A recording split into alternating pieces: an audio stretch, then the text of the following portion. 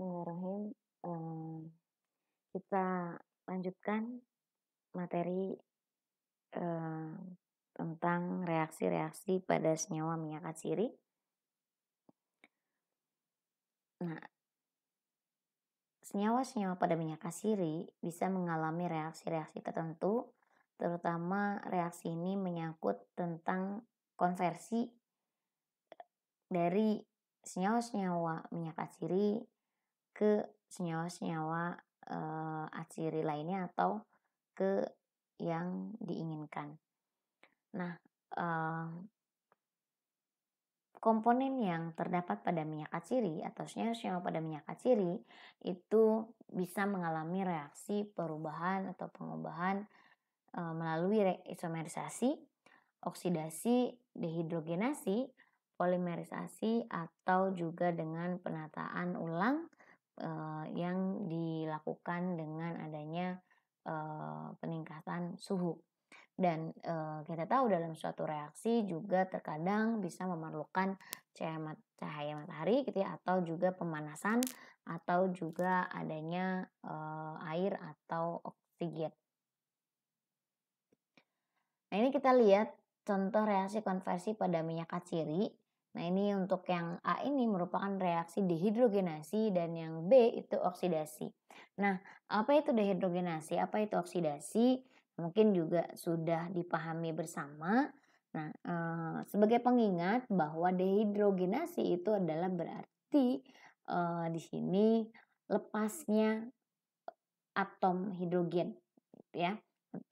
Karena dehidrogenasi. Jadi D itu hilang, maka di sini hilang atau lepas si atom hidrogennya. Yang mana? Nah, ini ketika ada H yang di sini ya, ketika H yang ada di sini ya ataupun H yang di sekitarnya itu pelepasan sehingga akan menghasilkan suatu ikatan lengkap yang terkonjugasi. Kemudian yang B itu teroksidasi karena di sini yang awal mulanya adalah tidak ada kandungan ataupun unsur O-nya, maka ketika sudah ada unsur O-nya berarti senyawa tersebut mengalami reaksi oksidasi. Nah, di reaksi oksidasi itu juga bisa melalui beberapa cara. Nah, salah satunya adalah radikal. Nah, seperti kita tahu kalau radikal itu pasti ada tahapan-tahapan yang dilalui untuk reaksi radikal karena reaksinya adalah reaksi kompleks gitu ya, bukan reaksi concerted. Nah, ini untuk reaksi oksidasi sendiri gitu ya, pasti tahapan reaksi radikal itu kita harus melewati yaitu diinisiasi pertamanya, kemudian propagasi, kemudian juga branching dan juga terminasi. Nah, ini tahapan-tahapan yang dilalui ketika proses reaksi oksidasi dengan menggunakan energi ataupun pengukuran secara homolitik. Nah, sini kita lihat contoh lain yaitu reaksi oksidasi pada minyak atsiri. Nah, ini gitu ya dari limonen yang tidak ada atom oksigennya, kemudian nah ini lambang oksidasi seperti ini, jadi boleh seperti ini gitu ya kalau di penjelasan di pertanyaan atau bisa seperti ini. Itu adalah simbol untuk reaksi oksidasi. Nah, sehingga dari limonen akan teroksidasi menjadi limonen hidroperoksida. Kenapa bahwa di situ letaknya gitu ya. Nah, karena ini juga harus diperhatikan kalau suatu molekul atau senyawa punya eee, cekiral, maka itu yang lebih diperhatikan gitu sehingga nanti akan memiliki efek yang sama ataupun efek yang berbeda ketika eee, jenis konformasinya stereonya berbeda. Nah, di situ kenapa OH-nya masuknya ke situ. Nah, selain yang tadi saya jelaskan bahwa namanya reaksi pada makhluk hidup gitu ya, ada yang bisa dikontrol, ada yang bisa ya ada yang tidak bisa dikontrol gitu ya. Nah, sehingga di sini kenapa tidak di sini karena ini yang lebih stabil gitu ya. Nah, kemudian proses oksidasi yang selanjutnya, nah ini juga proses oksidasi gitu ya dari alkohol menjadi keton gitu ya dan lain sebagainya. Nah, kemudian selanjutnya contoh reaksi konversi pada minyak atsiri adalah reaksi isomerisasi dan oksidasi gitu ya. Nah, ini dari transanetol itu diubah menjadi cisanetol dan anisaldehid gitu ya. Berarti ini pertamanya adalah isomerisasi gitu ya dari trans menjadi cis, kemudian selanjutnya adalah reaksi oksidasi gitu ya jadi aldehid. Kemudian contoh yang lain ada agenol. Agenol itu dia mengalami isomerisasi menghasilkan cis agenol dan trans agenol. Nah, kemudian di sini di cis dan trans trans isogenol itu bisa dikonversi ke senyawa lain yaitu vanilin yang digunakan untuk sebagai flavor. Nah, kemudian selain itu juga pada minyak asiri itu terkadang terjadi reaksi disalder. Nah, kita tahu kalau disalder itu adalah eee, suatu disalder itu reaksi di mana ada diena dan ada dienofil gitu ya. Sehingga produk yang dihasilkan itu merupakan ada disalder. Nah, saya kasih lihat contoh konversi komponen, di sini dari minyak permen atau Mentha peperita nama ilmiahnya karena minyak permen itu sendiri sebetulnya, spesiesnya banyak yang bisa diambil minyaknya gitu ya. Tapi, pada saat kesempatan ini akan dijelaskan mengenai konversi komponen lain pada minyak permen, Mentha peperita menjadi mentol. Nah, seperti yang dijelaskan gitu ya bahwa minyak asiri ada yang ekspor dan impor. Nah, sehingga, di sini gitu ya, akan ada suatu perlu ada suatu upaya gitu ya agar bisa mengurangi atau menghilangkan si, minyak permen ataupun juga produk turunannya. Yaitu dengan cara salah satunya itu,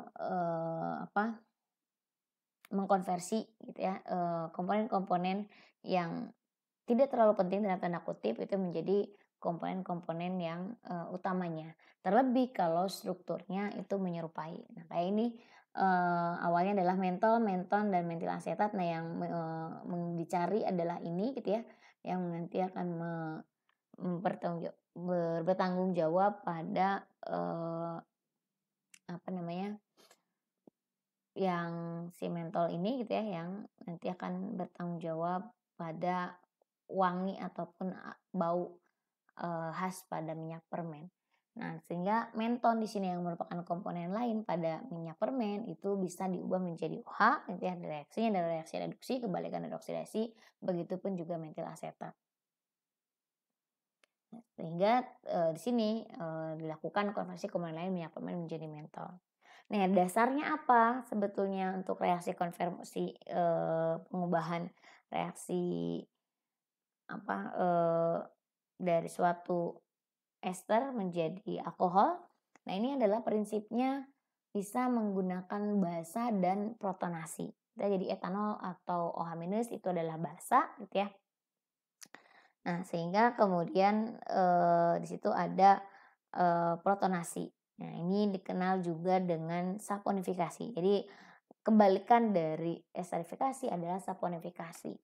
Nah, di sini, mentil asetat yang mempunyai gugus fungsi ester itu akan bisa diubah, menjadi apa namanya, bisa mengalami reaksi reduksi yaitu menjadi OH ya dan diperoleh produk samping yaitu, asam asetat. Nah, kemudian selanjutnya, ada reaksi perubahan menton menjadi mentol. Kalau tadi mentil asetat itu ya dari karboksil menjadi mentol. Nah, selanjutnya ada, keton menjadi, suatu, alkohol ya gugus fungsinya. Nah, ini biasanya sama prosesnya reaksinya adalah reaksi reduksi, tetapi kalau yang atas itu adalah perlu reduktor yang oksidator yang kuat gitu ya, mohon maaf, reduktor yang kuat untuk bisa, mengubah metil asetat menjadi mentol. Sedangkan kalau untuk, dari keton menjadi alkohol itu tidak terlalu, mengalami perubahan yang signifikan gitu ya. Nah, di sini yang berubahnya adalah, si keton itu dengan natrium borohidrit dan juga etanol itu pelarutnya. dan juga protonasi, maka akan dihasilkan suatu alkohol. Jadi reaksinya bagaimana? Nah, di sini kita tahu bahwa OH ini adalah nukleofil akan menyerang C positif pada karbonil gitu ya. Jadi si O ini akan masuk ya, ini ke sini tadi. Nah, sehingga di sini akan ada OH. Ini kan jadi 5 gitu ya. Jadi C-nya kekurangan apa namanya? Ya si C-nya dia akan kelebihan ya kekurangan elektron, maaf. Nah, sehingga kemudian dia akan prosesnya gitu ya. Sini sebentar. Nah, selanjutnya di sini nanti ini kan berlebih gitu ya si ikatan C-nya, kekurangan elektron. Nah, maka selanjutnya itu oh enggak, sudah pas ya. Nah, ketika dia balik lagi, nah baru ini yang akan kekurangan elektron. Nah, maka ini dia akan pergi gitu ya dengan di sini dengan tanpa membawa elektron gitu ya, karena dia sudah cukup ikatannya 4 gitu ya. Sehingga elektron yang ada di sini dia dikasih ke si O menyebabkan O-nya negatif. Kemudian O-nya negatif ini itu akan menyerang H yang ini ya, sehingga menjadi OH protonasi gitu ya. OH-nya minusnya masuk ke C yang positif di sini, kemudian dia akan lepas sebagai CH3COH. Prinsipnya itu seperti itu. Baik pada ini juga sama gitu ya. Nah, di sini adalah bedanya nukleofilnya. Jadi nukleofilnya adalah di sini ion hidrida. Ion hidrida adalah H negatif ya. Nah, dari mana H negatif muncul kita tahu gitu ya. Ini ke sini, ini kan ini positif. Kemudian ini akan menyerang ke sini sehingga akan muncul H di sini gitu ya. Nah, kemudian O negatif ini dia akan menyerang apa namanya? H plus sehingga jadi OH ya, proses mekanismenya. Nah, ini metode yang dilakukan untuk konversi tadi gitu ya, mengkonversi komponen lain pada minyak permen menjadi mentol. Nah, dilakukan destilasi bertingkat si etanolnya, kemudian difiltrasi, kemudian sama si ini ya minyak permen dan etanolnya ditambahkan, kemudian dilakukan destilasi, kemudian difiltrat, kemudian ditambahkan dengan logam natrium berlebih. Kemudian selanjutnya etanol dan minyak permen tadi diulangi proses yang sama untuk variasi suhu dan juga waktu. Kemudian nanti hasil-hasilnya semuanya adalah dibandingkan dengan data gizi ataupun gizi MS. Nah, ini hasil dari konversi mentil asetat menjadi mentol, di mana di sini ada komponen utamanya sudah jelas mentol, kemudian ada menton dan ada mentil asetat ya. Nah, maka ini yang bisa perlu dikonversi menjadi mentol gitu ya. Karena memiliki kemiripan struktur juga. Nah, ini yang tadi yang awal gitu, yang awal itu mentolnya hanya 23,64% gitu ya. Nah, sedangkan kalau sudah dilakukan reaksi hidrogenasi, ini adalah suhu yang digunakan divariasikan gitu ya. Nah, ternyata mentol yang paling tinggi itu diperoleh pada suhu 30 derajat Celcius. Nah, kemudian divariasikan jumlah natriumnya. Ini ada yang 0,2, 0,4, 0,4, 0,6 dan 0,8. Nah, diambil tengah-tengahnya. Ternyata memang suhu suhu yang 30 tadi kemudian digunakan pada variasi jumlah natrium. Nah, ternyata yang paling maksimum itu ada di di natrium yang 0,6 gram. Nah, selanjutnya ada variasi jumlah natrium, selanjutnya ada variasi jumlah etanol. Begitupun juga pada jumlah etanol yang ditambahkan itu kadarnya meningkat dari 23-an sampai ke 62. Sehingga di sini kesimpulannya gitu ya dari, contoh reaksi konversi tadi, bahwa reaksi konversi komponen minyak fermen lain menjadi mentol dengan penambahan etanol dan logam enak telah berhasil dilakukan. Nah, berdasarkan hasil yang diperoleh ini, kadar metode yang optimum diperoleh dari penambahan logam natrium sebesar 0,6 gram dan suhunya 30 derajat Celcius serta volume etanol yang digunakan adalah 30 mili. Nah, ini eh, persentase persentase naiknya, nah itu tinggal di selisihnya kemudian dikali 104. Tapi dari 23 sudah menjadi 62, itu lumayan cukup tinggi meskipun belum memenuhi standar SNI. Kemudian contoh yang lain ada isomerisasi eugenol. Nah ini isomerisasi eugenol ini merupakan reaksi kompleks gitu ya, sehingga reaksinya apa istilahnya pada reaksi isomerisasi ini gitu ya, dari eugenol menjadi cis-isoeugenol dan trans-isoeugenol itu akan menghasilkan suatu produk samping yaitu berupa 2-metoksi 4 fenol. Dan di sini sifat reaksi dari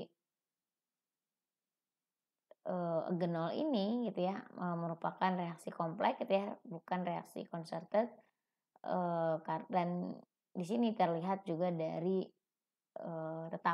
tetapannya masing-masing berbeda. Nah, kemudian contoh yang lain ada minyak rosemary. Nah, minyak rosemary ditambahkan apa istilahnya? Dilakukan gitu ya pemurnian pada minyak rosemary dengan menambahkan kadar di sini isobornil asetat yang paling tinggi gitu ya. Nah, di sini maka